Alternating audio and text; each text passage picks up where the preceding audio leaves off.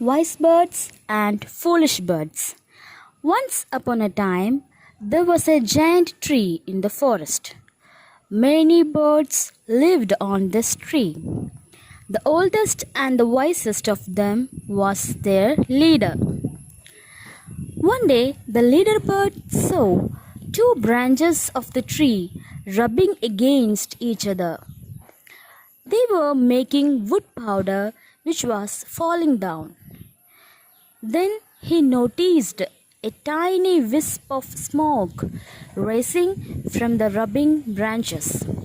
He thought, there is no doubt they are about to start a fire that may burn down the whole forest. The wise old leader held a meeting with all the birds living on the giant tree. He told them, "My dear friends, the tree we are living on is beginning to make a fire. I fear that this fire may destroy the whole forest. Therefore, it is dangerous to stay here. Let us leave this forest at once." The wise birds agreed to follow his advice. So they flew away to another forest far away. But the birds who were not so wise said, "That old leader gets easily scared. Why should we leave our comfortable homes that have always been safe? Let the scared ones go. We will be brave and keep faith on our tree."